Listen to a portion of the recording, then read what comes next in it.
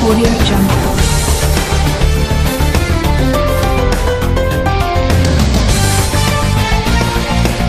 Audio Jungle.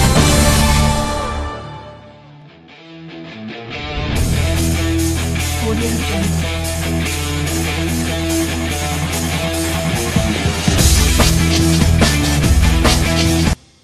Non trova la prima vittoria esterna il Carbonia di Andrea Marongiu che davanti ad una buona cornice di pubblico soccombe 3-1 al Comunale di Siliqua.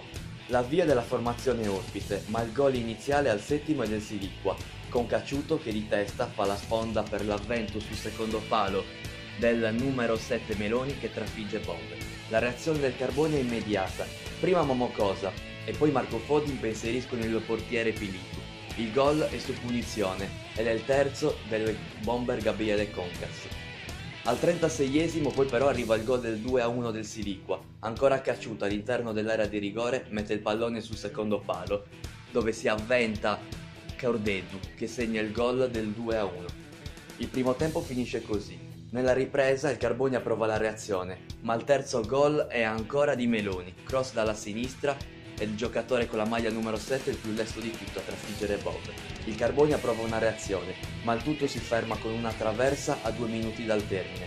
Per il Carbonia è la seconda sconfitta consecutiva in trasferta e sono 4 punti nelle prime 4 giornate, mentre per il Siliqua di Titi Podda arriva la seconda vittoria in campionato, ancora imbattuta la formazione di Siliqua che nelle prime 4 giornate ha ottenuto 2 vittorie e 2 pareggi.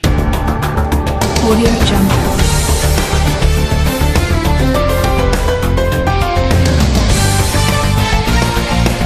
Audio Jungle. Compagnia di Stefano Canu in rappresentanza del Carbonia. Non arriva Stefano la prima vittoria esterna per la formazione mineraria che perde 3-1 a Siliqua, una partita che era anche iniziata abbastanza bene per il Carbonia, poi il gol dopo 7 minuti diciamo che è arrivato su 3 situazioni difensive dove forse sono state mal gestite, però il Carbonia ha giocato una buona partita soprattutto nel primo tempo, forse è mancata un po' di malizia nei momenti decisivi. Vabbè, è una squadra giovane, quindi ci sta anche che possa mancare un po' di malizia. Chi non ha visto la partita legge 3-1 potrebbe pensare a una sconfitta netta. Io penso invece che il Siliqua ha vinto usando le sue armi, noi abbiamo perso ma sicuramente non abbiamo delimitato, soprattutto nel primo tempo perché abbiamo giocato calcio, abbiamo giocato con triangolazioni veloci, probabilmente mettevamo di più dallo noi vantaggio, abbiamo concesso 2 volte la palla in aria a loro e 2 volte hanno fatto gol.